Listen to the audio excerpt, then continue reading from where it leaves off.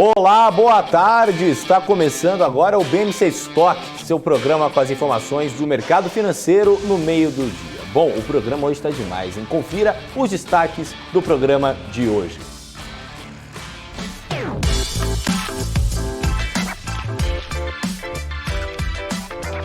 IPCA 15 desacelera em dezembro, mas fecha o ano acima dos 10%, um dos maiores níveis desde 2015.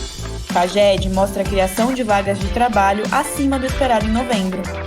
Sinqia faz a maior aquisição da história com um investimento de 422 milhões de reais. Tudo isso e muito mais a partir de agora, no BMC Stock. E a gente começa o BMC Stock com boa tarde para minha companheira aqui desse plantão de Natal, Samira Facuri. Boa tarde, Sami, tudo bom? Fala, Rafa, boa tarde. Tudo bem? Tudo bom. Sami, quem é que a gente vai receber hoje? Pois é, Rafa, a gente vai receber o Gilvan Bueno, gestor aí da Orama. A gente vai ter também os gráficos do dia com o Alex André, que sempre aí analisa as principais informações do Brasil e do mundo com a gente. Perfeito, então. Eu adoro, já falei. Hoje o programa, então, tá sensacional. Vai ter Gilvan, vai ter Alex aí e muita notícia aí pra gente nessa véspera de Natal, dia 23 de dezembro. Bom, vamos começar então com os números do mercado financeiro aqui, né, do meu lado. Olha só, primeiro a gente tem o Ibovespa, nesse momento, operando com uma leve queda de 0,2% aos 104.986 pontos. Já no mapa de calor, deixa eu dar uma puxadinha aqui pro lado, para a gente conseguir trazer, olha só como é que o cenário muda, né? A gente tem muitas quedas hoje no pregão, Cash 3 caindo 5,4%, Sul América caindo 3,8% e Pets também ali disputando com o Sul América para ver quem vai ficar com o segundo lugar, hein? Pets 3 com 3,75% nesse momento de queda. Grupo Notre Dame Intermédica, Qualicorp, Apivida, Alpargatas e Locamérica também caem mais de 3% hoje. TOTUS, Dexco, Localweb, Eneva, Grupo Soma, Rumo, Eletrobras, Usiminas, Rodovias, Metalúrgica Gerdau, Natura, muitas quedas hoje realmente aí. Se a gente for até dar uma olhada no setor, na agrupação, no agrupamento por setores, desculpa, olha só como é que está uma queda setorial mesmo no setor de consumo cíclico, né? Pets realmente caindo forte aí, mercado financeiro muito misturado, consumo não cíclico, tirando a Natura, Pão de Açúcar e Açaí, todos ali tendo altas, né? Altas consistentes, né? Marfrig, BR Foods tendo altas acima dos 3%. Enfim, esse é o cenário no momento. Saúde também tendo fortes quedas, a gente falou um pouco mais cedo sobre isso. Cash 3 também caindo forte aqui, ó, tecnologia da informação juntos com TOTUS e também Localweb. Aqui, utilidade pública tirando NBR3, aqui todo mundo caindo. Hoje um cenário realmente aí um pouco complicado para o Ibovespa, né, nessa véspera de Natal. Parece que não está de tão bom, mas também tem a questão da liquidez, em quem já falou, né, uma lateralização do mercado em fim de ano, enfim, aquele mercado ressapiado, né, o Sami. Agora, e lá fora, como é que tá, hein? O pessoal também tá meio vai, não vai, aí, meio desconfiado com o mercado? Bora ver lá os índices mundiais. Bom, Rafa, aqui Dow Jones está subindo, sendo aí subindo 0,60%. S&P 500 também está verdinho, subindo 0,65%. E a Nasdaq também subindo a 0,64%. Agora lá, a DAX na Alemanha está subindo também 1,01%. CAC na França também está subindo, está tudo verdinho aqui nas bolsas, subindo 0,93%. Enquanto o índice aí, Eurostock, está subindo também a 1,16%. Agora a gente vai lá nos Estados Unidos com a Giovana, falar com a nossa correspondente, porque então hoje foram divulgados aí os dados de pedido do seguro-desemprego por lá, e esses números ficaram abaixo aí das expectativas. Conta pra gente, Gi, como é que tá por aí? Boa tarde, Sami, boa tarde, Rafael Lara, e a todos que acompanham aí a nossa programação. Muita informação, informação que gera valor, né? Então, é isso aí, os pedidos de auxílio-desemprego foram divulgados agora há pouquinho, a gente traz essa informação quente para você. Os pedidos de auxílio-desemprego ficaram um pouquinho abaixo do esperado, mas essa foi uma leve diferença, então é considerado estável, né? Em 205 mil na semana, ante a uma previsão de 206 mil. Também saiu o índice PCI, que subiu 0,6% em novembro, ante outubro de 2021. Na comparação anual, o PCI subiu 5,7% novembro a novembro. Núcleo do PCI sobe 0,5% em novembro contra outubro e 4,7% em novembro contra o mesmo mês de 2020.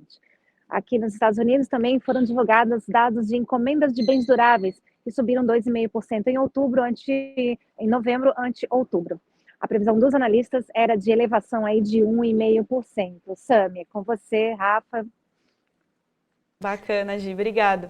E a AstraZeneca também disse que a vacina é eficaz contra a variante Omicron depois aí dessa terceira dose. O anúncio ele vem na esteira das boas notícias contra o vírus, né? Por que o FDA também autorizou o uso emergencial da pílula da Pfizer? Conta pra gente um pouquinho mais, Gi.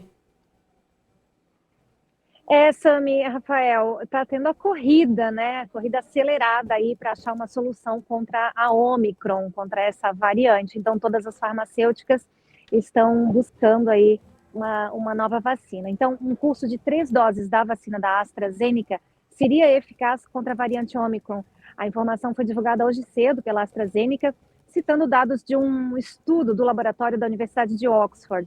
Os níveis de anticorpos contra o Omicron após a injeção de reforço foram maiores do que os anticorpos em pessoas que foram infectadas e se recuperaram naturalmente do coronavírus. Isso ainda está no relatório. Bom, embora os dados iniciais sejam positivos para a empresa, a AstraZeneca disse na terça-feira que ainda está trabalhando, né, com a sua parceria com a Oxford University para produzir uma vacina aí sob medida para o Omicron, juntando esforços, como eu falei, com toda a indústria farmacêutica no mundo. Isso movimenta demais os papéis. Enquanto isso, aqui nos Estados Unidos, o FDA, que é Food and Drug Administration, que é a autoridade sanitária do país, autorizou ontem o uso emergencial de um medicamento da Pfizer no tratamento da Covid-19. É a pílula chamada Paxlovid. O medicamento ainda depende de aprovação, claro, da diretoria do CDC, que é o Centro de Controle e Prevenção de Doenças americana. A recomendação de administração do Paxlovid é para pacientes adultos e crianças maiores de 12 anos com Covid, que tem um alto risco de ter quadros graves da doença, né? Segundo a empresa, testes indicaram que a pílula reduziu em 89% o risco de internação e morte por causa do vírus entre adultos mais vulneráveis tratados. Então, como eu falei, nas próximas semanas aí, a gente deve ter outras novidades relacionadas à vacina contra essa variante Omicron da Covid-19. Com vocês aí. Valeu, Gi. Valeu, Dio. Dio, boas festas aí pra você, viu? Eu sei que nos Estados Unidos o Natal é mais bonito, né? Então aí, boas festas, se cuida aí e até 2022, hein? Tá bom. Tá previsto neve aí para amanhã e sábado, tô esperando. Tomara que vem, que daí é o Natal original, né? Boas festas. Aí sim. Boas festas para vocês. Beijo a todos. Perfeito, obrigado, Dio. Um beijão aí. Boas festas. Bom, olha só, e a Oncoclínicas do Brasil fez um acordo para comprar 60% do capital social da Brasil Memorial Holding por 101 milhões de reais, com opções para atingir 100% de participação ao longo dos próximos 4 anos. A companhia informou que a empresa tem um importante centro ambulatorial aí de exames e procedimentos cirúrgicos de baixa e média complexidade em Salvador, com mais de 1.400 médicos cirurgiões associados e que deve encerrar 2021 com mais de 16 mil procedimentos e 27 mil exames feitos. A conclusão da negociação ainda depende das autorizações dos órgãos de controle, né, Sami? Isso mesmo, Rafa. E assim que anunciou a aquisição da Newcom, que foi a maior aquisição da história da companhia. Veja os detalhes na reportagem. O valor da negociação foi de 422 milhões e meio de reais. A Sinqia comprou 100% do capital da Newcom, uma empresa que desenvolve aplicações para o mercado de consórcios. A Sinqia começou a focar nesse segmento em meio à alta de juros, o que torna os consórcios mais atraentes para os consumidores. Segundo a empresa, a Newcom atende mais de 80 administradoras de consórcios no país, incluindo os principais conglomerados financeiros e montadoras. Além disso, o crescimento da Newcom tem sido bastante robusto. Alguns analistas acreditam que a aquisição vai ajudar a Sinqia a fazer mais vendas cruzadas de soluções digitais. Essa foi a maior transação da história da Sinqia, que vem fazendo vários movimentos de M&A ao longo dos anos. Desde 2005, a empresa já fez 22 aquisições. E o Índice Nacional do Preço ao Consumidor Amplo 15, o IPCA 15, encerrou 2021 em 10,42%, de acordo aí com as informações divulgadas agora há pouco pelo Instituto Brasileiro de Geografia e Estatística, o IBGE. Com isso, o indicador registrou aí o maior avanço acumulado em um ano desde 2015. No mês de dezembro, o IPCA ficou com uma alta aí de 0,78%, mostrando uma desaceleração em relação a novembro, que foi de 1,17%. Dos 9 grupos de produtos e serviços pesquisados, 7 apresentaram alta em dezembro. Apenas saúde e cuidados pessoais e educação não registraram aí aumento no mês. O maior impacto e a maior variação vieram mais uma vez no setor de transportes, que encerraram aí o ano com uma alta acumulada de 21,35%. Rafa. Perfeito, Sami. E a Ambev vai investir 870 milhões de reais na produção de vidros no Paraná. A unidade vai ser a segunda fábrica de embalagens da empresa no país e vai fazer garrafas a partir da reciclagem. O anúncio acontece no momento em que a oferta desse tipo de embalagem enfrenta escassez no Brasil. A fábrica anunciada pela Ambev terá capacidade para produzir garrafas de tamanhos diferentes para diversos rótulos e vai abastecer aí as cervejarias da empresa em vários estados. A unidade deve começar a operar em 2025, dentro da estratégia da Ambev de ter todos os seus produtos em embalagens retornáveis ou feitas principalmente de conteúdo reciclado até lá. A companhia afirmou que a nova fábrica vai operar com energia 100% renovável e que vai ser preparada também para funcionar com biocombustíveis, Sami. Pois é, Rafa, e a Minerva, líder aí da América do Sul em exportação de carne bovina, informou que conclui aí o processo de constituição da Joint Venture com a Emires para desenvolver moléculas para a produção e distribuição sustentável de proteína animal no mundo. A empresa explicou que o processo aí de desenvolvimento de moléculas via fermentação é uma das mais uma alternativa avançada e eficiente na busca por um modelo de produção de alimentos com menor impacto na cadeia de carbono.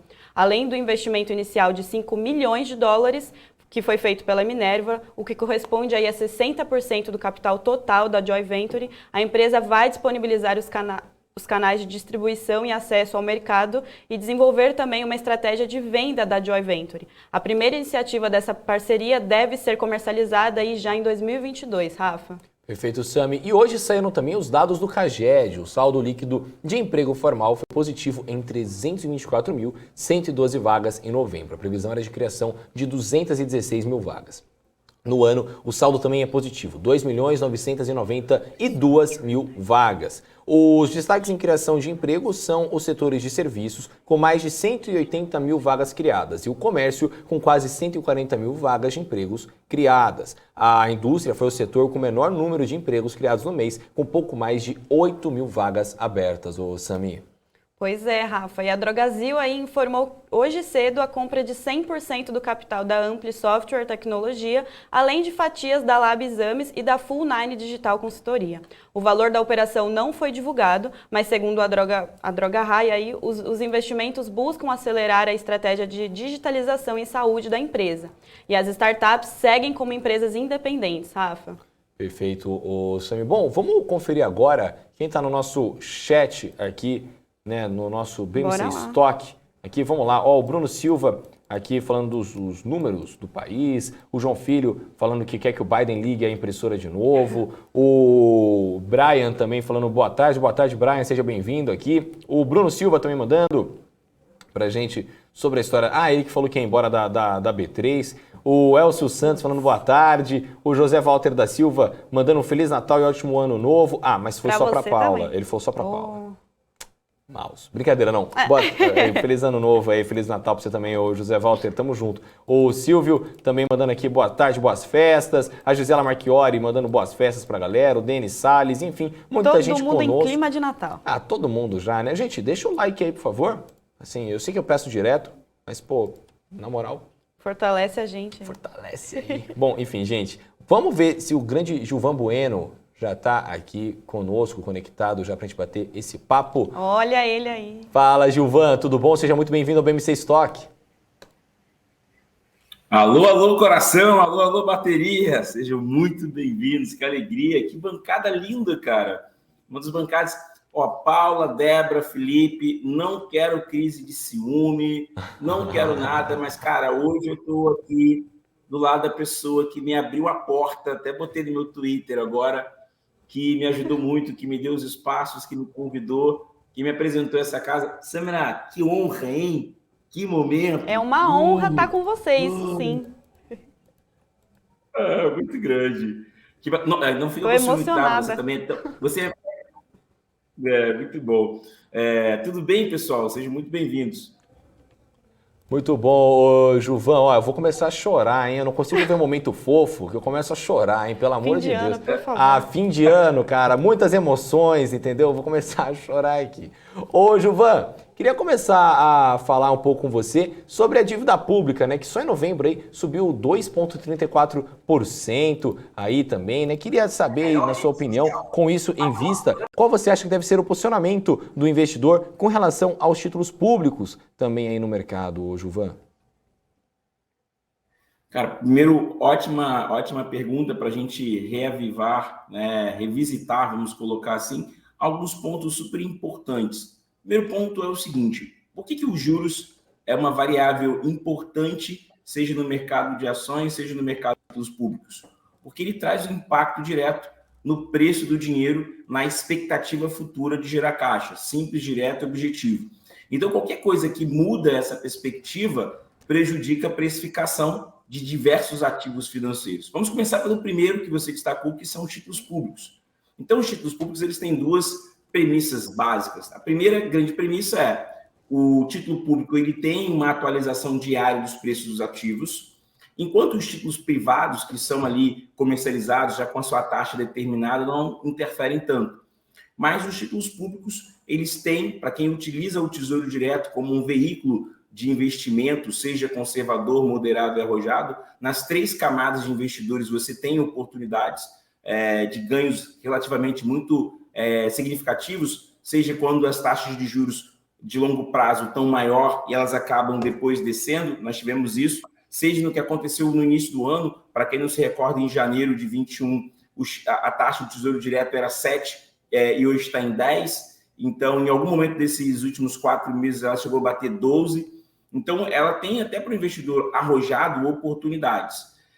E quando a taxa de juros de curto prazo está maior do que a de longo prazo, existe um sinal claro para o mercado que tem alguma coisa fora do lugar. Então, para o investidor, é muito importante olhar esse número de dívida pública, porque ele nos conta muito o preço do dinheiro do futuro. E aí, trazendo para o último ativo, que é o mercado de ações, a gente está vendo aí as fintechs, como estão sofrendo no ambiente de juros, que daqui a pouco vai ser 2 dígitos.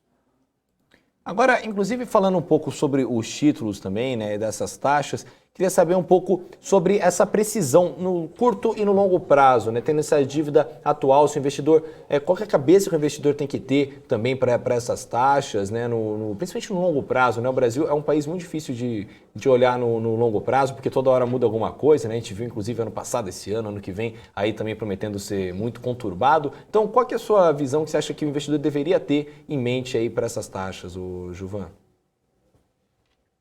As taxas elas estão diretamente ligadas a 3 pilares: monetário, cambial e fiscal. Quando você olha o fiscal, o que é isso? É a capacidade do governo arrecadar mais e gastar menos, de gerar valor, de ter uma política de corte de custos. Quando você vê isso, você, investidor, consegue entender que o país está com uma política bem direcionada. A partir do momento que isso se destrói, você vê o câmbio, o dólar chegando a 5,80 e o Banco Central tendo que queimar reservas. Então, o investidor ele não pode esquecer de olhar essas 3 premissas, por mais que você tenha diversas variáveis, mas essas variáveis determinam a lucratividade das empresas. Por exemplo, taxas de juros mais altas são benéficas para seguradoras, para bancos, mas são péssimas para o varejo. Leia-se Magazine Luiza 60% para baixo, leia-se outros ativos como as seguradoras que não estão conseguindo repassar os preços, leia-se a atividade econômica que paralisa os projetos e gera desemprego. Então, o fiscal ele é muito importante. E um outro detalhe que eu sempre gosto de contar que é quanto custa cada aumento da taxa de juros? 36 bi para a dívida pública. Cada aumento da taxa de juros custa 36 bi. Isso para o investidor parece que não vai chegar, mas chega porque as empresas acabam não gerando valor no longo prazo. E tira também a atratividade do mercado de ações, porque o Brasil é constituído por investidores conservadores, como eu já falei anteriormente, apenas 4 milhões de pessoas compram ações diretamente no Brasil. Ou seja, 96 milhões de pessoas economicamente ativas não moram para isso. E se ela tem que tomar decisão olhando volatilidade de curto prazo e longo prazo, ela não faz. Então, os títulos, eles acabam sendo muito penalizados por um problema fiscal. E isso diretamente atrapalha, não hoje, mas daqui 2, 3 anos. Então, a visão de longo prazo o Brasil perde em crescimento, as empresas perdem porque elas não podem usar o mercado de capitais como um subterfúgio para pegar dinheiro mais barato, e quem perde também é o crescimento desse mercado que nós gostamos de mercado de capitais, porque os investidores acabam voltando para a renda fixa, usando um caminho que as grandes economias mostram que não gera valor no longo prazo. Ser um país que oferece 2 dígitos é ótimo para o investidor conservador, mas é péssimo para o Brasil em diversas variáveis. Quais variáveis? A gente não usa o mercado de capitais, a gente tem as empresas não fazendo os investimentos e pegando capital mais barato para crescer, e a gente volta a ser um país rentista com pouco espaço para o empreendedorismo. Então, essas 5 variáveis, na minha concepção, ficam muito prejudicadas numa taxa de juros de 2 dígitos. E pior, tá? A gente vê o Brasil cada vez mais endividado. E o Brasil endividado, ele corta a oportunidade de fazer novos investimentos, que era um tema que eu queria falar depois da sua próxima pergunta. Bacana, Gilvan. Eu queria te perguntar aqui, fugindo um pouquinho dessa temática, a gente está num momento de sangue na B3, né? Tudo meio que vermelho. Algumas empresas elas tiveram um resultado legal aí no terceiro tri desse ano, apesar de estar tudo vermelho. Eu queria ver se você ainda vê alguma oportunidade, se você tem um lugar para a gente olhar com carinho aí para a Bolsa ainda esse ano. Muito legal, né? O Titio Warren está ali em cima, ele fala uma coisa muito legal, né? Compre ao som dos trovões, não é isso? Me corrija aí se vocês estiverem errado, a memória falha. Mas acho que compre ao som dos canhões, violinos. Compre ao som dos canhões Isso. E venda ao som dos violinos. Isso mesmo. Isso. Que bom. Ter um rapaz simpático com um sorriso desse na mesa ajuda bastante, né? Fica mais fácil falar. Isso. Mas acho que tem empresas... Não, Felipe, não fica com ciúme, senão o Felipe briga comigo aqui. O Alex, vai dar briga, hein? Vai ter briga na ceia de Natal na BMC, hein? Meu Deus.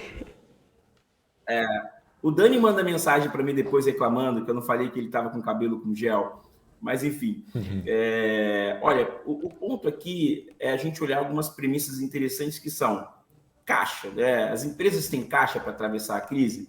Por exemplo, muito legal a reportagem que vocês fizeram ainda há pouco sobre Sinqia, né? Sinqia, nos últimos 5 anos, cresceu 20%, fez diversas aquisições. Então, existem empresas que estão tentando crescer na crise, existem empresas mais eficientes e existem empresas que vão sofrer um pouco mais porque o cenário mudou. Então, com carinho, é o que a gente tem que pensar de maneira de primeiro nível, né? Assim, o que vai dar certo num país com taxas de 2 dígitos? Olha, as pessoas que sabem fazer o dinheiro girar, que são os bancos. Eu estava lendo um gráfico ainda há pouco, os bancos performam sempre bem em cenário de 2 dígitos. O que apanha muito em cenário de 2 dígitos? O que apanha muito é o que depende de crédito, que depende do varejo, de atividade. E 3, o que tem dinheiro que pode comprar oportunidades depreciadas. Então, acho que essas 3 variáveis vão ser as determinantes para a gente olhar o tempo todo. E 4, modelos de negócios invisíveis. É um artigo que eu estou escrevendo recentemente. Queria pedir um carinho para vocês. Eu lancei meu próprio site, juvanbueno.com.br. Então, todos os artigos que a gente fala tá lá. Mas tem... bem legal, Samir. Fala o pessoal aí que está aí no YouTube, que sempre fica mandando perguntas. Pode ir lá no canal, né? Então, tem vários conteúdos lá. A gente vai subir no chat para eles verem. Boa, obrigado. É o seguinte, modelo de negócio invisível é aqueles que tem alguma coisa que a gente não estamos conseguindo capturar. Eu falei com um rapaz de Small Caps, muito bom, vou até lançar um podcast que eu fiz com ele, que tem muita coisa boa, sabe, Sandra?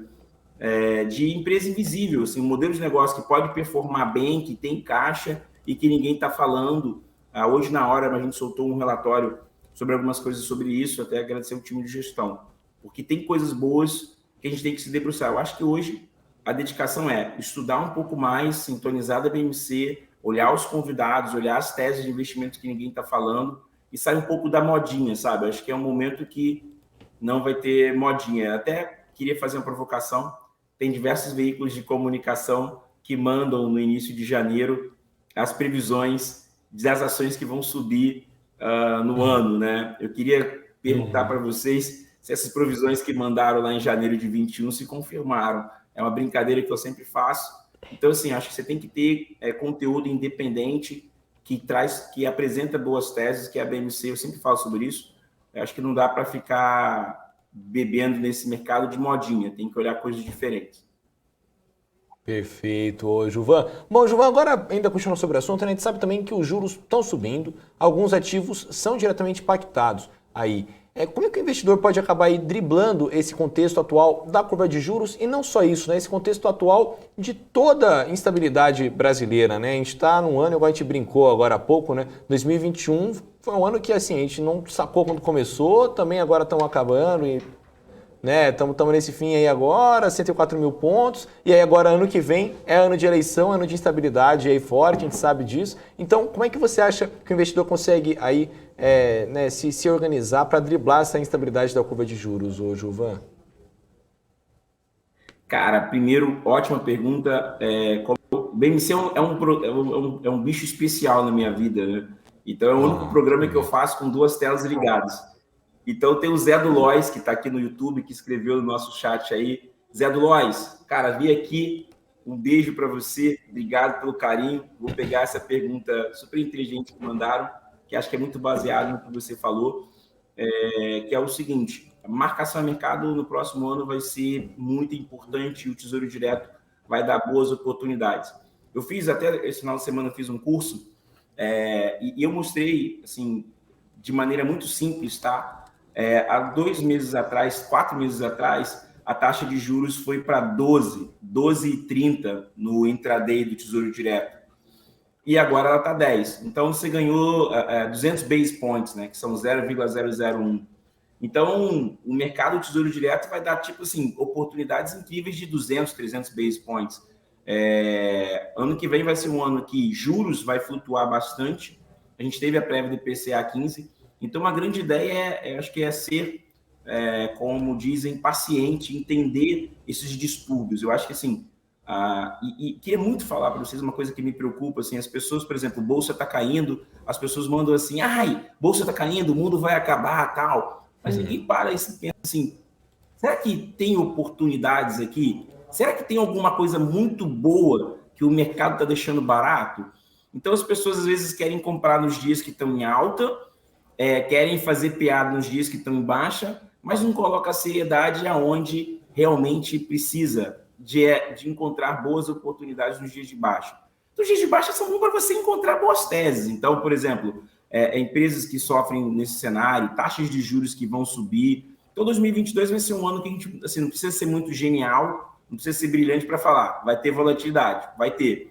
Será que agora é importante vocês separarem 10 ativos que podem sofrer ou ganhar no longo prazo pela instabilidade de 2022? Porque nós sabemos, né, Sandra, que em 2022 será um ano de muita volatilidade.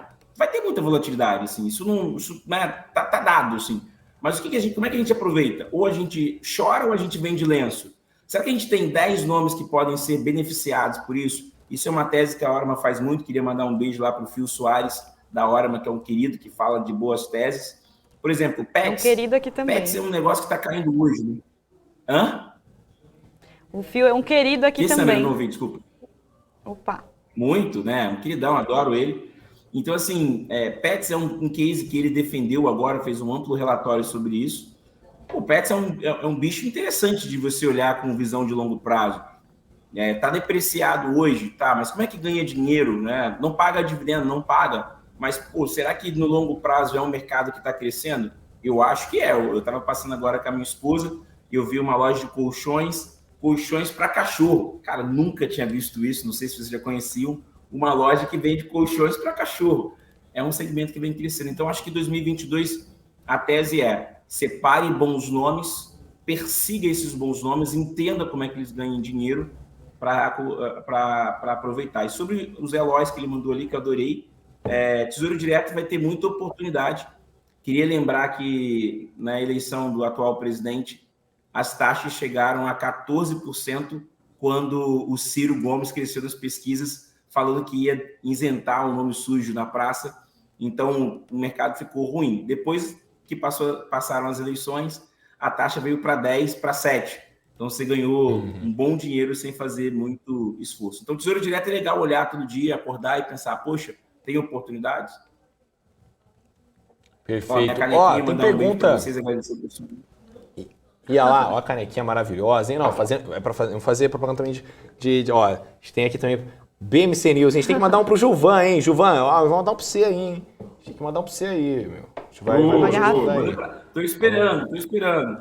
Vamos dar um jeito aí. Ô, Gilvan, tem pergunta aqui do chat. Ó, você sabe que aqui a regra da casa é sempre deixar bem aberto para a pergunta do pessoal e você tá também bem liberado aí para falar, se fala ou não do assunto, enfim, é bem de boa. O Zé do Loss aqui falando, Rafael, pergunta para o Gilvan se 2022 vale a pena olhar o Tesouro com foco na marcação a mercado, por favor.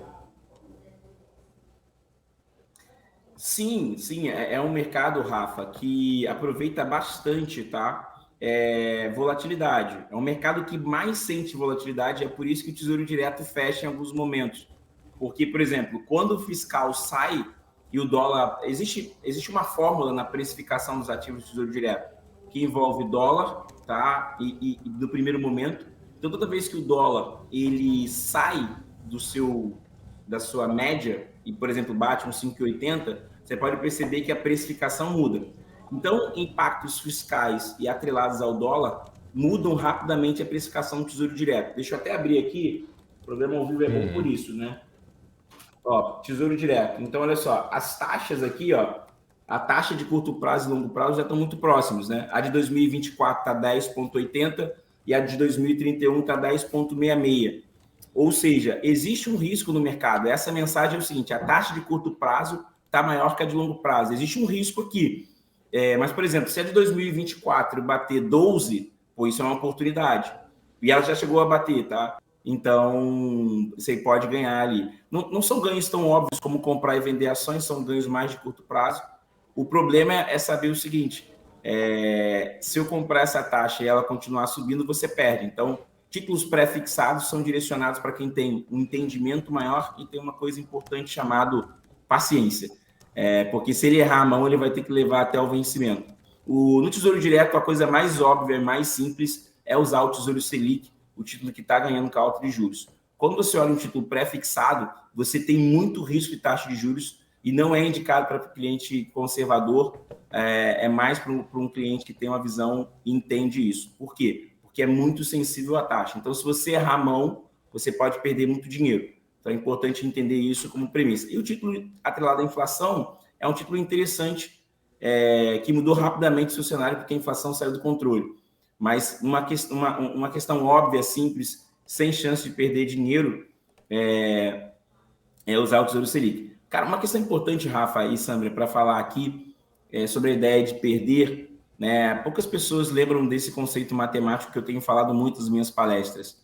Se você perder 40% numa operação, você tem que ganhar 67%, não é ganhar 40%. As pessoas esquecem um pouco disso, isso é uma premissa básica, né? Se você perder 10, você tem que ganhar 11. Né? Então, se você perder 20, você tem que ganhar 25. É por isso que a gente fala que tem uma coisa importante chamada gestão de risco. Porque se você perde muito, você tem que ganhar muito mais. Você não precisa ganhar aquela mesma coisa, você tem que ganhar mais. Então, quando a gente fala de risco, se você errar a mão na sua operação, você vai ter que trabalhar com mais empenho para recuperar o que você perdeu. E aí, você corre mais risco e você pode perder o capital todo. Por isso que a gente fala que o investidor ele pensa no longo prazo, sempre gerenciando o risco. Perfeito. Ô, Gilvan, tem mais pergunta aqui pra gente. O Vinícius Sam mandando, Gilvan, parabéns pelo profissionalismo e entusiasmo da sua pessoa. Pergunta, os relatórios estão disponíveis para o público no site da Orama? Nossa, levantei a bola agora para você fazer um jabá. Vários elogios. Cara, não queria não, cara. Não queria fazer isso, juro que eu não queria. Cara, os relatórios sim são gratuitos. A gente criou uma página agora. A gente tem duas diferenciações. A gente tem o YouTube da Orama e a gente tem o YouTube dedicado a operações de curto e médio e longo prazo, que o Fio está lá de frente. Fio, um abraço para você, um dos maiores caras inteligentes que eu conheço lá na Orama. Tem muitos. Tem a Lorena, que faculdade na China, tem a Sandra, que está há bastante tempo, tem uma Alicia do Espírito Santo. Então, assim, tem oportunidades, sim, tem ótimas oportunidades. E eles são gratuitos, a gente tem um conteúdo no YouTube e a gente manda os relatórios também. E o Fio tem lá o seu conteúdo muito rico, então estão disponíveis, sim. Cara, e se quiser tomar um café, estiver pelo Rio, só manda uma mensagem para mim, usa lá minhas redes sociais, Gilvan Bueno, que eu te levo lá na hora para você tomar um café, a vista lá é bem bacana. Olha, eu não sei se esse convite foi pro Vinícius Sam ou se foi para mim e para Sam aqui, mas eu irei. A gente vai. Fica tranquilo. Fica tranquilo que estamos muito dentro. Ô, Gilvan. Deixa eu aproveitar, Rafa, e mandar um beijo para uma pessoa, cara, que está nos bastidores, que poucas pessoas falam. A gente sempre tem a cultura de parabenizar o Marcos, a Débora, a Rafa, a Samara, o Felipe, o Alex, todo mundo está de frente, mas tem uma pessoa muito legal que chama Renata, que está nos bastidores e cuida disso tudo. Renata, um abraço para você. Hein? Merece muito respeito. E ele veio... Né, cara? Merece muito respeito. Ela já falou aqui no ponto, manda um beijo. Renata está gritando com sua raiva de sempre, manda um beijo. Brincadeira, né? Ela mandou um beijo para você, o Gilvan. Tá aí. Então, nossa Marlene Matos, um beijo para Renata aí. Maravilhosa, hein? Bom, o Gilvan, temos outras perguntas aqui. O Digão mandou, Gilvan, 2022, com inflação no radar, inflação e juros a 2 dígitos. Qual o setor que você acha que vai vir a se beneficiar aí, Gilvan? O desafio aqui, eu sempre gosto de falar, como diz o Lehman, né? Nada é tão óbvio. E no livro do nosso querido, até mostrar aqui, cabeceira. Eu sempre gosto desse livro aqui, O Mais Importante para o Investidor. Sempre gosto de falar sobre ele. É uma leitura um pouco mais densa, eu tenho recomendado um pouco diferente. Tenho recomendado para todo mundo ler esse aqui, Dominando o Ciclo dos Mercados. Deixa eu só enquadrar aqui que eu esqueço para o lado. O Marx, né? Do Marx. Famoso. Maravilhoso. Isso. Esse. Cara, é muito legal essa literatura, porque a gente tem uma questão que ele fala muito no livro, né? Gente, Clube de Leitura BMC News. Estou lançando esse quadro aqui agora, encabeçado por mim, né? Eu sou o apresentador, falo com o pessoal aí, né? Clube de Leitura. Fechado, hein? Mas é o seguinte. Fechado. O Marcos, os créditos são meus, tá? Por favor, viu? Os créditos são meus, não vai criar sem eu participar, viu? Mas olha só, ele fala uma coisa que é importante, que ele chama no livro de pensamento de primeiro nível, sabe? Que é uma coisa assim que você pensa de maneira óbvia, mas que às vezes você não consegue identificar. Então, quando você me faz essa pergunta, Rafa, eu vou te dar uma resposta de primeiro nível, porque é um pensamento um pouco mais abrangente. Se a gente por exemplo, para pensar que a crise no supply chain pode aumentar a inflação. Poucas pessoas no mundo falaram sobre isso no início da pandemia, algumas falaram que era a crise de semicondutores. Então, assim, isso trouxe uma inflação muito grande e a inflação vai persistir por mais 2 anos. Né? Então, assim, o que a gente sabe de primeiro nível é que juros beneficiam quem vende dinheiro, mas prejudica quem precisa crescer necessitando de capital, as empresas de tecnologia. E tem alguma coisa invisível aí? Possivelmente tem sim nos juros, porque você vai ter menos atividade econômica, os financiamentos vão cair. Será que o governo vai fazer uma nova linha de crédito? Será que são os R$400? Tem uma provocação, né? Eu botei lá no meu Twitter, tá, Samara e Rafa? O Brasil agora vai botar 44 bi para expandir a economia e 16 bi para algumas questões pontuais em 2022. Ou seja, a gente não está olhando muito o crescimento no longo prazo. Então, isso preocupa bastante. Então, isso pode trazer mais inflação, Rafa. Então, o que ganha com a inflação? O que a gente sabe de pensamento de primeiro nível, rápido aqui, são as empresas que têm os seus preços reajustados pela inflação. Elas conseguem capturar isso muito bem. Então, elas capturam isso. Mas o problema é o seguinte, a população com inflação maior deixa de consumir. Então, será que o varejo cai mais? A linha o varejo vai cair mais. Eu fiz um gráfico muito de primeiro nível aqui, que é o seguinte, em 2016, 2018, Magazine Luiza estava abaixo de 10, poucas pessoas lembram disso. Por quê? Porque ela não cresce em ambiente de juros altos. Isso está muito clássico. Magazine Luiza não performa bem com o preço de dinheiro caro, porque a classe C não tem acesso à renda. Então, vai ser um ano desafiador. Vai ser um ano de você procurar estudar muito, entender muito, já acompanhar. Eu queria sugerir para todos vocês aqui, não é recomendação de investimentos, mas sim de educação, separa 10 nomes de empresas que você entende, que você participa, pede a BMC para convidar, olhe os programas, leia bastante, porque vai ser um ano para o mercado de capitais difícil, mas que vai dar boas oportunidades. E que vai ser um ano muito clássico de um swap simples, né? O pré-fixado contra qualquer coisa que sofra por atividade econômica. Show de bola. Ô, Gilvan, uma última pergunta aqui, uma saideira aqui pra gente. Ó. O Zé do Loz mandou outra pergunta aqui pra gente. Gilvan, em meio a essa guerra das fintechs, qual a sua perspectiva para o setor bancário aí na sua visão? Você tem alguma opinião sobre o setor? Cara, muito legal. Primeiro eu vou te recomendar, tá aqui eu botei no meu stories do Instagram, eu sempre acho uns podcasts muito legais. Cara, não recebo nada do Itaú Views, mas tenho lá bons amigos. Itaú Views, você tem que vir aqui na BMC, tô dando um recado para você, quem tiver do Itaú olhando aí. Cara, eles fizeram um podcast, vou até abrir aqui, ó. O programa ao vivo é bom por isso, ó. Eu vou até abrir aqui, porque tá lá no meu Spotify, eu marquei, vou mostrar aí para vocês, Zé Lois, que é um dos melhores programas que eu vi, que é esse aqui, ó. Recomendo muito, chama Neobanks na Bolsa, tá? É esse aqui. Escuta, cara, uma excelente aula para responder, por isso que eu vou conseguir te responder de maneira mais objetiva. Esse podcast me ensinou um pouquinho, tá? Que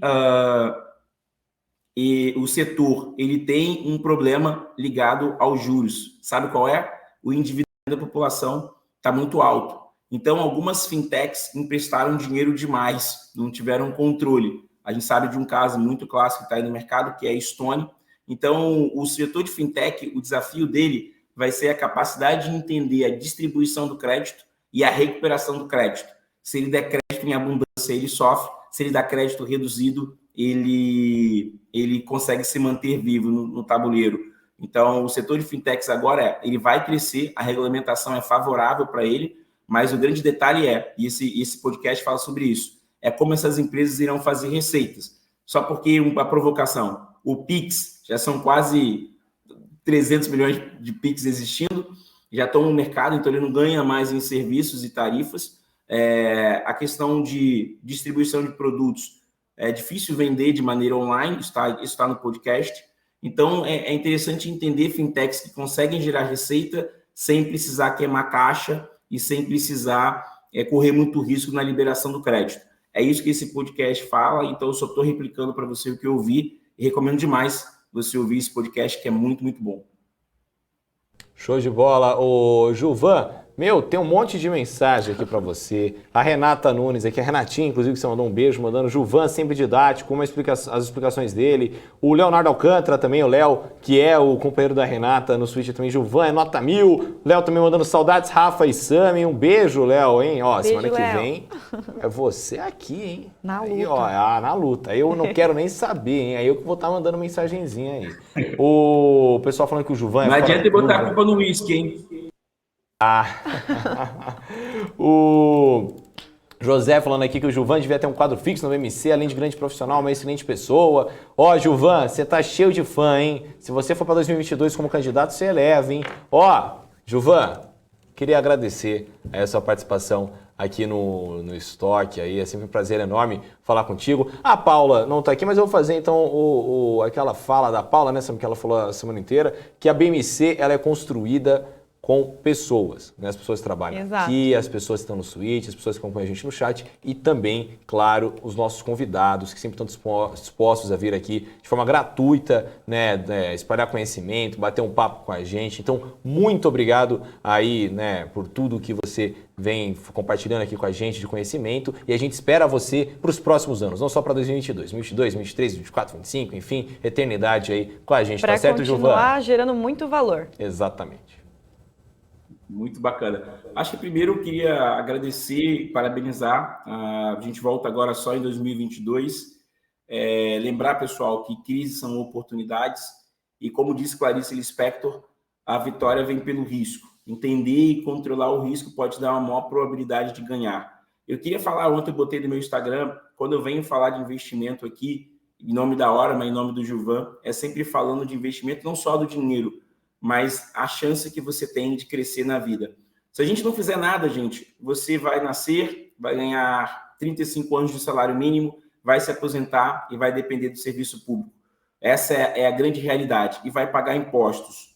Então, se você tem uma chance na vida, é você investir em conhecimento e tentar furar essa bolha. Então, toda vez que eu venho aqui falar de investimento, eu venho falar de como criar oportunidades, mas não só no dinheiro, mas sim no capital intelectual. E para isso eu tenho pessoas importantíssimas. Queria muito agradecer a Sandra, que sempre investiu e me deu oportunidade, levou meu nome para as pautas, a você, Rafa, ao Alex, ao Felipe, ao Marcos, a Ana, a Débora. Cara, continuem fazendo o que vocês fazem e posso falar, tô super ansioso para ver vocês na TV fechada. Pronto, falei. Vai ver. Um abraço. E vai estar com a gente aqui, vai estar com a gente batendo um papo lá na TV, então vamos que vamos, hein, Gilvan? Muito obrigado, viu? Boas festas aí para você, meu querido. Um beijo. Boa rabanada, um abraço. Valeu, Beijo, até tchau. mais. Bom, gente, vamos lá, são 13 horas e 32 minutos agora, no horário de Brasília, né? O pessoal aqui mandando um Deus já abençoe para o Gilvan, saúde, enfim, ó, aqui a gente pode ouvir o Gilvan 24 horas que não cansa. Eu adoro o Gilvan, cara, eu adoraria ter aulas com o Gilvan, assim, tranquilamente, faria assim uma graduação fácil com ele. Não é à toa, né, que ele é gestor educacional, o cara tem o talento mesmo, o cara tem o dom, ele é muito bacana, gosto muito de bater um papo com o Gilvan mesmo. Bom, muita gente aqui mandando parabéns pro Gilvan, enfim. Tinha mandado aqui também, tô convidado, Sami e Fábio. Foi isso? Eu sou Fábio? Eu acho que eu sou o Fábio. Tudo bem. Opa, Marcos. Foi quase. Pô. Tá tudo bem, tá tudo bem.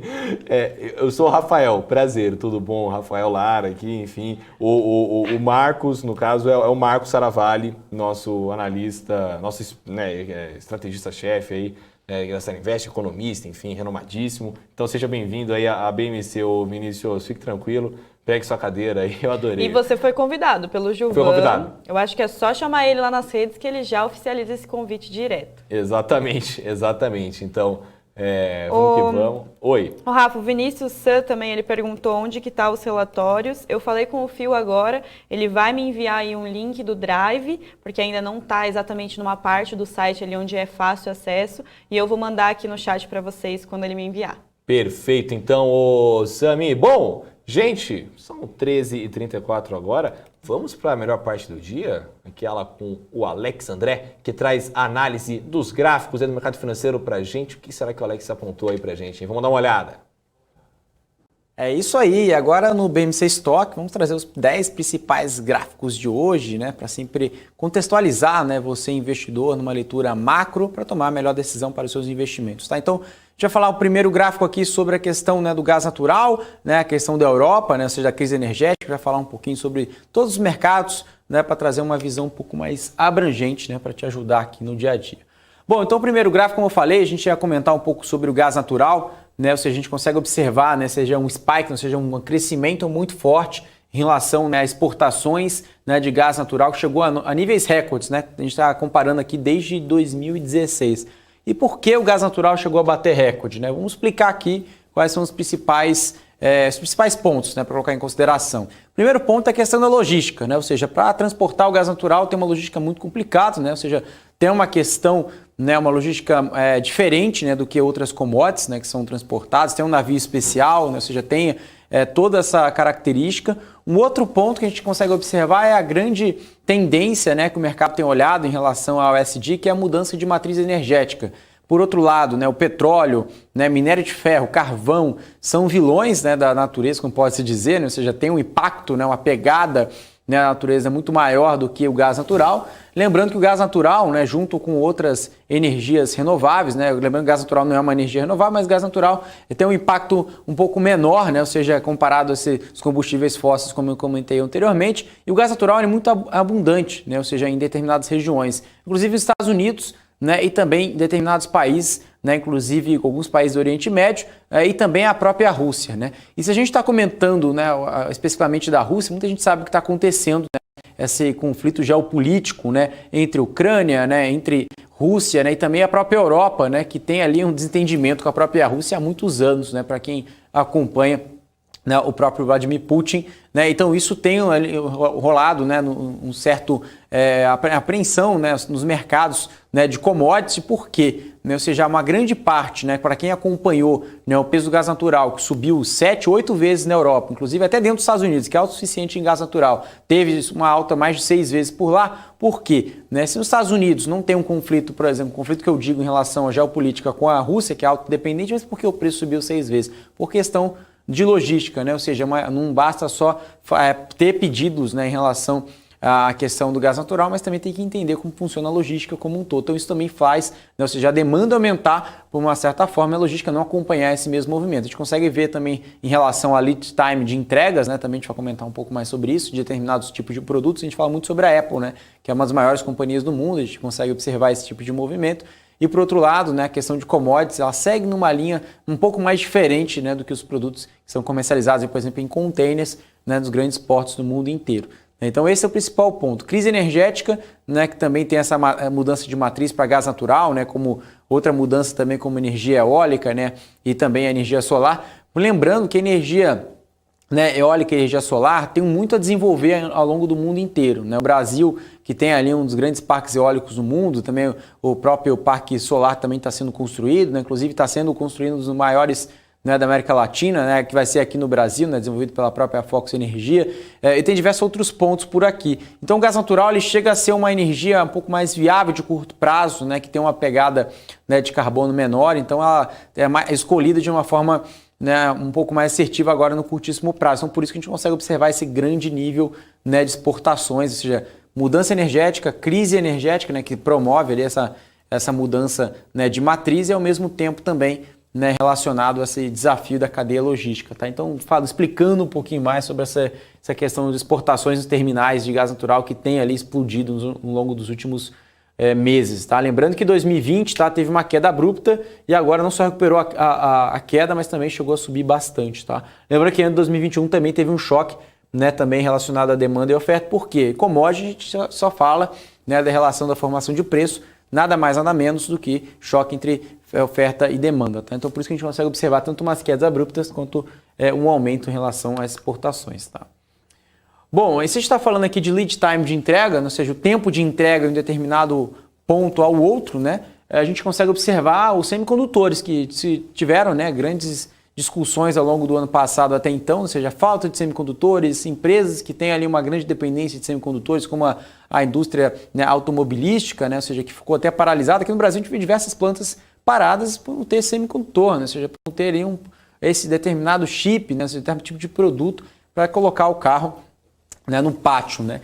E também outros produtos, né, que são dependentes. Então a gente consegue observar que o lead time de entrega, né, aumentou de novo em novembro, né, a gente conseguiu ali ter uma esperança porque final de dezembro tem uma queda adicional. Lembrando que a gente trouxe os gráficos também falando sobre os portos dos Estados Unidos, né, os portos de Long Beach, né, os grandes portos que recebem mercadorias provavelmente, principalmente da China, né, dos países asiáticos. Ainda o tempo de entrega não melhorou tanto assim, tá? Ou seja, ainda tem uma crise por lá. Mas lembrando, pessoal, que a gente sempre comenta aqui sobre os fatores que têm essa explicação, né? E por certa parte, a gente fala que em relação que isso tem uma falta de containers global, né? Ou seja, tem um ponto relacionado a isso. E 95% da produção de containers está na China, né? E a China tem aumentado de forma considerável, a gente também trouxe esse gráfico, de número de containers serem produzidos para 2023 e 2024, ou seja, isso pode estabilizar. E um outro ponto também, né, de choque em relação ao setor rodoviário americano, que também, né, não tem uma força para escoar a velocidade que o setor, né, marítimo tem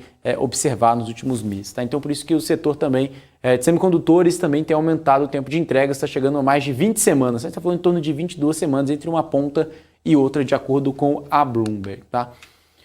Bom, e esse gráfico aqui a gente sempre comenta, né, sobre relação nessa grande discrepância, né, entre países emergentes e países desenvolvidos, né, ou seja, não é nenhuma grande novidade nesse tipo de exposição, ou seja, os grandes fundos, né, pensando com uma cabeça de um grande gestor, né, os gestores vêm diminuindo a exposição em Brasil, teoricamente, vem aumentando a exposição nos Estados Unidos. A gente viu desde o ano passado até esse ano. Eu mesmo tenho conversado com grandes gestores aqui no Brasil. A gente vê fundos, né, de multimercados que têm participação em 20, 30, até mais do que isso, em participações em equities internacionais, principalmente nos Estados Unidos, né? Se a gente ir mais a fundo ainda, são ações, né, que são as 5 maiores, 10 maiores, que até mesmo foram essas que impulsionaram o índice para cima por lá. Tá? Então também tem um outro fator, né, que é o fator de recompra, que está muito forte no terceiro trimestre, foi, né, o recorde por lá em recompra de ações. As empresas nunca recompraram tanto suas próprias ações nesse ano de 2021, que também foi um fator que a gente já trouxe. Outro gráfico também do JP Morgan, que retratou isso, né, que fala dos investidores institucionais, o corporate, né, as próprias companhias, também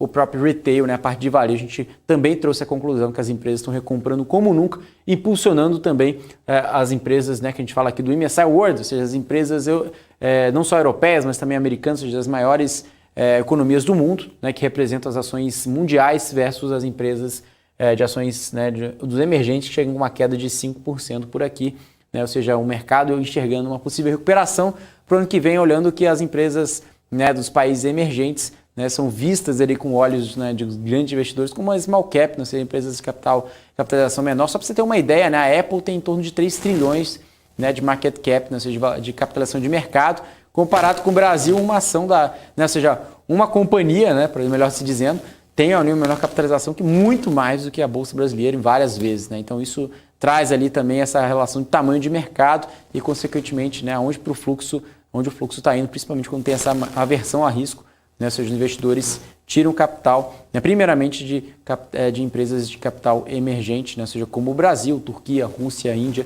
e diversos outros países por aqui. Tá? Bom, eu estava falando de buyback, né, de recompra de ações. Eu falei isso nos Estados Unidos logo na última apresentação aqui atrás, né? Agora eu vou falar de diversos outros países que vêm seguindo essa mesma linha de tendência. Uma delas é Singapura, né?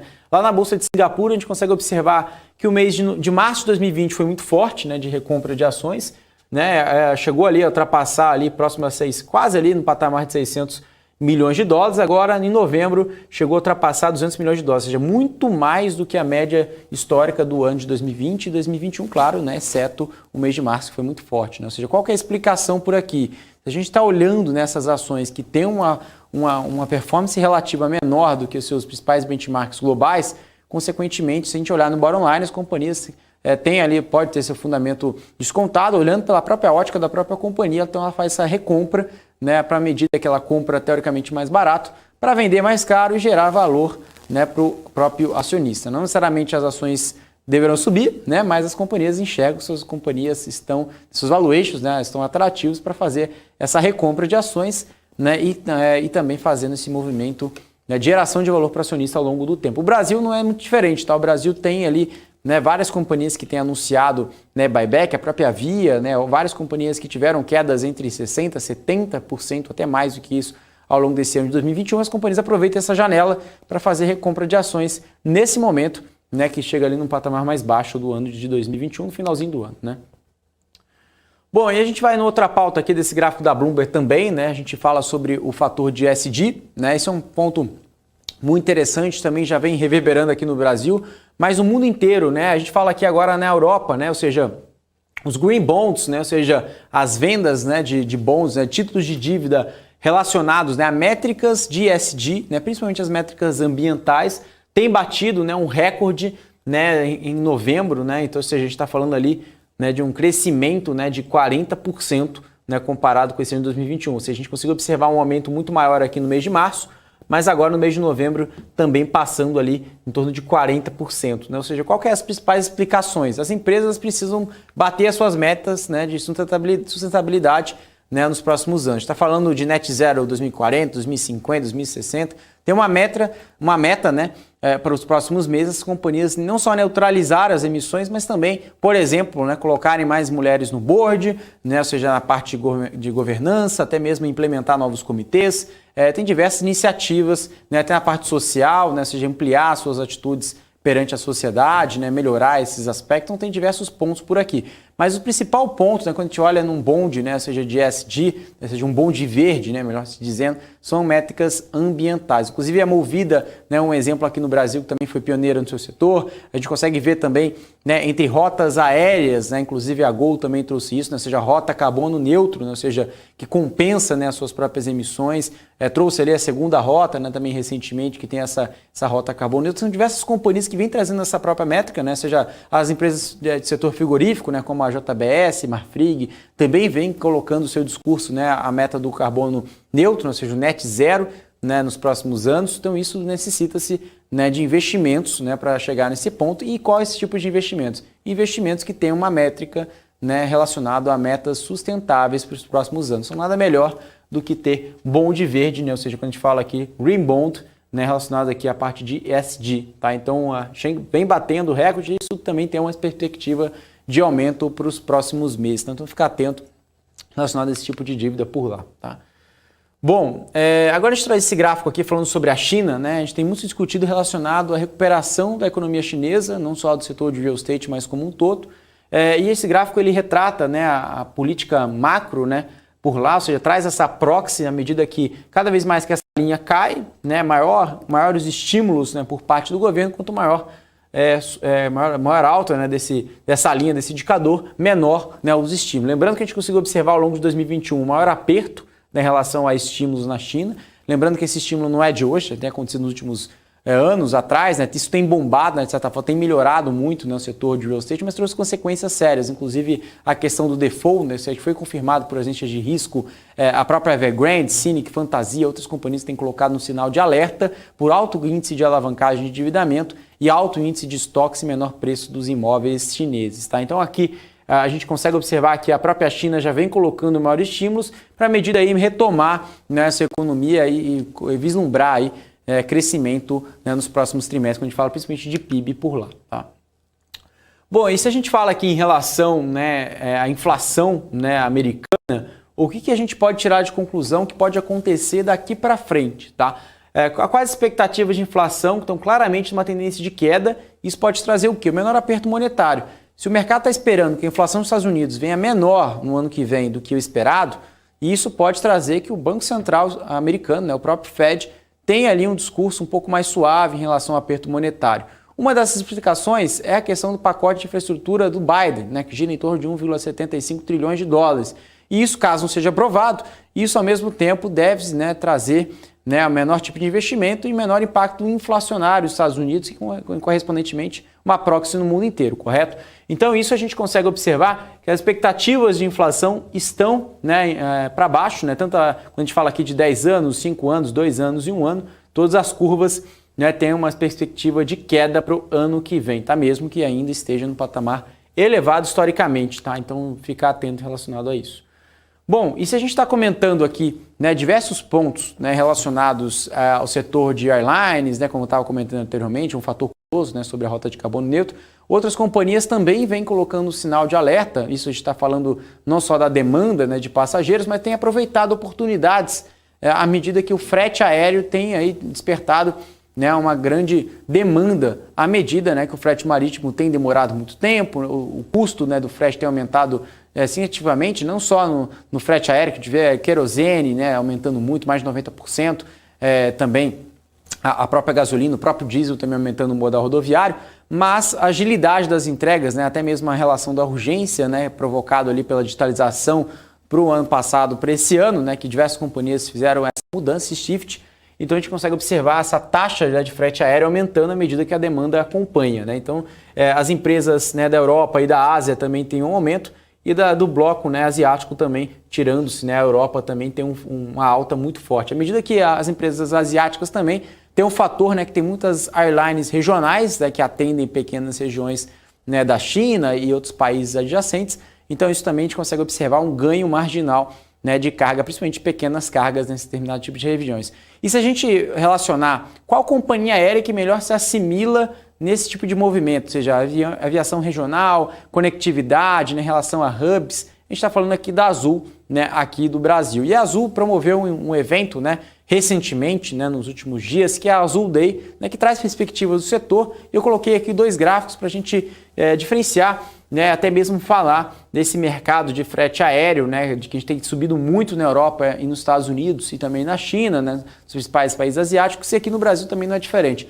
Tem uma grande oportunidade a ser, né, destacada, né, nos próximos anos, não só da própria Azul, da própria Gol, do Latam, de outros players, Sideral, né, que não é um player listado, que tem ali uma parceria com o Mercado Livre, e outras companhias também, como as grandes, né, a UPS, a FedEx também explora esse tipo de mercado americano, europeu, e também tem rotas aqui no Brasil, né? Então a gente consegue observar, a gente vai falar da Azul, que é uma empresa listada, né? Então uma empresa que também divulgou, né, as próprias métricas, tá? Então o que a gente tem aqui nessa apresentação, né?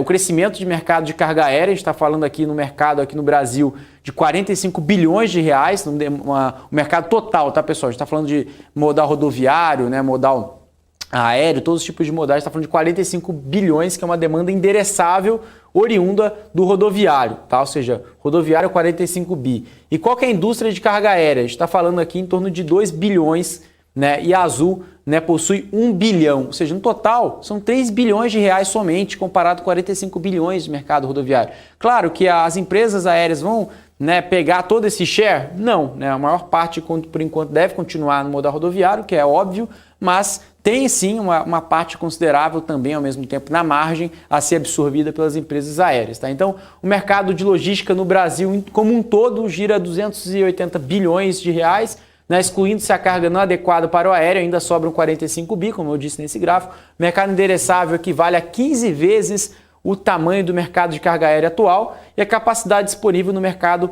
né, da barriga da aeronave de passageiros, como se diz, né, cargueiros dedicados e aeronaves de última geração, ou seja, mudanças de aeronaves mais antigas por aeronaves mais novas, tem espaço maior, ou seja, abrange, né, um espaço maior para a aeronave e também um custo menor de combustível, né, quando a gente fala aqui também do próprio ESC, né, ou seja, que é a relação, né, do custo, né, passageiro quilômetro rodado, e também aumenta o próprio RPK, né, que é receita passageiro quilômetro rodado. Claro que a gente não está falando de passageiro, mas consequentemente também reflete também mercadorias, à medida mesmo que a aeronave ela lote, né, ou seja, tem uma lotação maior ou menor, isso não importa tanto, né, porque as próprias cargas estarão sendo dedicadas, né, quando a gente fala aqui na barriga da aeronave dos passageiros. Tá? Então isso que a própria Azul escreve dessa forma e também nos cargueiros dedicados. Né? Tiveram alguns cargueiros dedicados à própria Azul, tiveram em torno ali de 3, 4 cargueiros, né, E1, que era E1, né, ou seja, a aeronave Embraer E1, que é a maior, o maior número, né, de quantidade desse tipo de aeronave na Azul. Provavelmente para quem viajou de Azul deve ter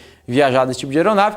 Que são aeronaves menores, aeronaves regionais, eles tiraram, né, ou seja, os bancos, né, e colocaram cargas, ou seja, transformaram aeronave de passageiro em aeronaves dedicadas para cargo. Tá? Então a gente consegue observar essa mudança também de aeronaves, inclusive essa mudança que está acontecendo agora, né, do E1 para o E2, né, que é a nova geração da Embraer, e também pedidos ali, né, do próprio A320, A330 da Airbus também, que compõe, né, principalmente o A320neo, né, que isso também tem demonstrado um alto índice, né, também quando a gente fala aqui de capacidade, tá? E também em relação à capacidade adicional de carga. O que a gente comenta aqui nesse gráfico é isso que eu acabei de dizer, é a capacidade das aeronaves de última geração. Se a gente comparar com o E195, que eu te falei, né, que é o E1, a gente consegue comparar que tem uma mudança de capacidade adicional de 211% se a gente incorporar o A320neo. Claro que é uma aeronave muito maior, então a gente tem um incremento de 200%. Mas se a gente falar da mesma categoria somente num upgrade, como posso dizer, ou seja, uma aeronave mais moderna, sim, também tem um ganho expressivo. O E1 comparado com o E2, 63% de aumento. Então, além de aumentar o número de assentos, ou seja, o A320 tem mais assentos que o E1, que é óbvio, também reduz o CASC, ou seja, também reduz o custo. E aeronaves de última geração também tem muito mais espaço para carga, né? Não só para passageiro, também, consequentemente, tem para carga e aumenta a oportunidade de receita adicional. Tá? Então, esses 2 slides aqui que eu separei da Azul Day para sempre contextualizar, não só sair um pouco do cenário macro, né, um pouquinho aqui para o cenário micro, né, para sempre auxiliar você, investidor, para tomar a melhor decisão para os seus investimentos. Show de bola, né? Eu já falei, esse é o melhor momento do meu dia aqui, ficar assistindo o grande Alex André aqui, dando essa verdadeira aula pra gente aqui no BMC Stock, aqui na BMC News, aí trazendo seus gráficos super completos aí, Airbus, enfim, eu adorei. O pessoal aqui também do chat parece que gostou também, o Ademir Santos falando, sensacional essa aula, top demais, isso sim é dinheiro pesado. O MPK falando, olha o Alex aí, boa tarde rapaz, feliz 2022, com muita saúde e paz. Aí também, o pessoal falando aqui do Gani, o Gani tá chegando daqui a pouquinho, o bilionário do RSS falando aqui, o David Berbert, o Márcio Boldrin também falando aqui, o Moisés Henriques da Silva, Dr. Gori, falando, Rafa, manda um beijo para minha filha Alice Azevedo, um beijo então para Alice Azevedo aí, um beijo também pro papai dela aí, o Moisés aí, que nos acompanha todo dia aí, muito obrigado aí, boas festas para todos vocês. O Juvan também estava com a gente agora há pouco, o Vinícius San. Bom, gente, vamos dar uma passada aqui rapidinho em como é que está o mercado nesse momento, né? As notícias do mercado. Bom, olha só, a gente tem notícia lá dos Estados Unidos sobre as vendas de novas moradias que dispararam uma máxima em 7 meses em novembro. As vendas de novas moradias nos Estados Unidos atingiram em novembro uma máxima em 7 meses. Os dados positivos foram impulsionados pela escassez de casas usadas no mercado. O Departamento do Comércio divulgou que a venda de casas novas cresceram 12,4% no mês passado para uma taxa anual ajustada sazonalmente de 744 mil unidades, nível mais alto desde abril. E dando uma olhada agora no mercado financeiro, olha só, o Ibovespa nesse momento operando aqui, deixa eu só trazer aqui rapidinho aqui pra gente. O Ibovespa nesse momento operando em queda, né? Forte queda não, mas ampliou sua queda do que a gente estava agora há pouco, né? Agora ele foi para 0,4% de queda, ele estava 0,2% aos 104.808 pontos nesse momento. Cash 3 sendo a maior queda do dia até então, com 5,44%, Pets com 4,3%, Alpargatas com 3,5%, Localiza com 3,3% e Grupo Notre Dame Intermédica com 3,02%. Dexco também com 2,7%, Locamérica 2,7%. Também, já entre os maiores positivos, né, as maiores ações aí positivas, temos Marfrig com 4,2% de alta, BR Foods com 3,7% de alta, Embraer com 2,9%, Minerva com 2,1%, JBS, BB Seguridade, Braskem e Ambev também aí em alta de mais de 1% e abaixo de 1%, mas em alta também, Itaú Unibanco, Santander, Redditor, Bradespar, Pão de Açúcar, NBR3, Energias Brasil, aí Petrobras, Banco Pan, Iguatemi, Bradesco, Suzano, Carrefour e tem duas aqui que tá tão pequenininha a ação, né, a variação, que o ticker não está nem aparecendo para mim. Mas deve ser aí a variação, por exemplo, de Itaúsa, que está em 0,1% para mais ou para menos nesse momento ali, variando nesse momento aqui do mercado financeiro. Gente, deixa eu chamar aqui a grande Sami. Tudo bom, Sami? Tô ótimo, e você? Tudo certo. O programa de hoje foi sensacional, né? A gente está chegando agora a 1h58. Queria agradecer a sua parceria aí nesse plantão de Natal. Show de bola, hein? Fizemos programas aí maravilhosos aí. Tamo junto e espero que a gente faça mais programas pro futuro. Eu também. Foi ótimo dividir a bancada com você, Rafa. Show de bola, Sam. Então, ó, boas festas, hein? E até 2022. Até lá. Tchau, Valeu. tchau. Bom, pessoal, ainda mandando aqui, ó, tem gente aqui ainda mandando mensagem aqui pra gente, o Rui Rangel mandando aqui, Rafa, boa tarde, tá show a programação, obrigado, Rui, tamo junto, hein? O Ademir aqui falando, valeu, Rafa, valeu, a Tima também aqui, ou o Tima, no caso, falando, muito bom aqui com a gente, o José Vanderlei falando, interessante essa visão no setor de aviação, geralmente pensamos em transporte de passageiros e não de cargas. Ó, gente, já são 1h58, será que eu já posso bater um papo com ele, com o Felipe Nascimento aqui no BMC Market? Será que ele já está se posicionando? Ele já está chegando ali. Vamos ver. Vamos então, deixa eu chamar o Felipe então. Fala, Felipe. Tudo bom? Fala, Rafael Lara, tudo em ordem, maravilha. Hoje é um grande dia. Grande dia? Por que é um grande dia? Ah, porque, não sei é o último dia do plantão de Natal. Pode ser sincero. É o último dia do plantão de Natal, né? Falei para Paula Moraes ontem, né? Ontem eu já estava naquele clima lá, não sou flamenguista, mas já estava no cheirinho. Muito bom. Eu tô intoxicando essa empresa. Não tá dando. Tá todo mundo assim. Tá todo mundo assim, ó, fazendo piadinha. E aí eu falei que eu tava... na semana que vem eu vou estar só o Diogo Nogueira. Só o Diogo Nogueira? Por quê? Só o Diogo Nogueira. Ah, pé na areia? Caipirinha, água de coco e cervejinha. Um beijo pro Diogo Nogueira, que assiste a gente direto aqui, a Paula Oliveira também, aí parece que é a futura esposa, né? Não sei, não acompanhei essa fofoca, tinham falado que iam casar ou não, enfim, estamos acompanhando aí. Não, mas aí inclusive, deixa pro pessoal especial. Eu quero saber onde o Diogo Nogueira investe o seu dinheiro, é isso que eu quero saber. Será? Inclusive chamá-lo para um bate-papo aqui, investindo com as estrelas, com os cantores, jogadores de futebol. Vocês acham que seria legal um programa assim? Investindo para estrelas ia ser legal. Os famosos, assim, para bater um papo sobre investimento, sobre grana, sobre educação financeira, porque é um tema importante, né, Rafa? Você imagina só, demais. O cara começa a ganhar um dinheiro, fazer sucesso, show atrás de show, e aí precisa, primeiramente, proteger o patrimônio, né?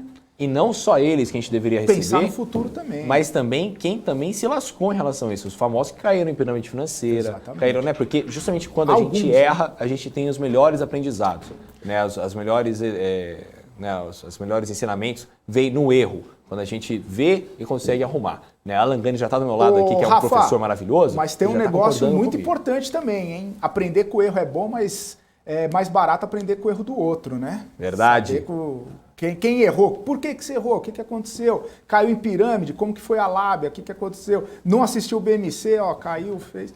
Enfim, aprender com o erro do outro é melhor do que aprender com o próprio erro. Exatamente, muito bom. Tem muita gente errando aí, dá para pegar bastante informação de qualidade. O que não falta é erro no planeta, né, o Felipe? Mas enfim... Então, ó, BMC Investindo com as Estrelas, esse é o nome do programa? É isso? Não sei. Eu tava pra BM Samba, queria só entrevistar pra galera do samba que fizesse investimento, a gente faz uma roda no fim, um churrasco aqui, todo fim de semana ia ser bem legal, hein? Eu ia adorar, imagina, a gente faz uma roda de conversa sobre investimento com o Péricles, Diogo Nogueira, depois pega, você toca algum instrumento, Felipe? Não, só campainha. Muito bom, só toco também. Campainha. Também. Então a gente... olhe lá, né? A gente vai nessa então. Felipe... Mas, Rafa, só para eu saber, assim, né? Aí se perguntasse pro pessoal do samba se eles são minimalistas, né? Se menos é mais? Exatamente. O problema é que a gente não poderia fazer, né? Não poderia não ter stop nas operações, porque senão iria para o SPC, né? No fim das contas, né? Enfim, aí... E agora a gente vai assim, né? Não pode ter uma estratégia deixando a vida te levar. Enfim, a gente pode aqui ter 1 bilhão de trocadilhos aí. E vamos aqui, que vamos. De samba aqui. Felipe, olha... Rafa. Vou me despedir aqui de você. Ótimo ano novo para você, Muito ótimo obrigado. Natal. Aproveite a folga merecida depois desse árduo, intenso e com sangue, suor e lágrimas plantão de Natal. E tamo junto. Valeu, Felipe. Obrigado, bom programa. Obrigado a todos que estiveram aqui comigo, aí, com a gente, aí, nesse plantão maravilhoso, esse ano inteiro maravilhoso, né? Esse chat sensacional, aí me receberam de braços abertos. Esse ano foi o ano que eu comecei aqui, inclusive, na TV. Eu lembro que não ia estreia, o Felipe, não consegui falar Hanna, pra você ter ideia. Eu falei, Hanna. E aí, tipo, e a galera sempre muito legal, sempre recepcionando a gente muito bem. Tenho o maior carinho por todo mundo aqui do nosso chat, aqui a nossa audiência maravilhosa. Estamos construindo algo enorme juntos, com muito conhecimento de mercado financeiro de qualidade, e a gente deseja aí um bom 2022 para todos nós, né, para que a gente consiga alçar maiores voos aí, tanto na economia quanto no Que 2022 seja melhor que 2021 em todos os aspectos. Valeu, Rafa, abraço para você, ótimo descanso aí e até ano que vem. Esse foi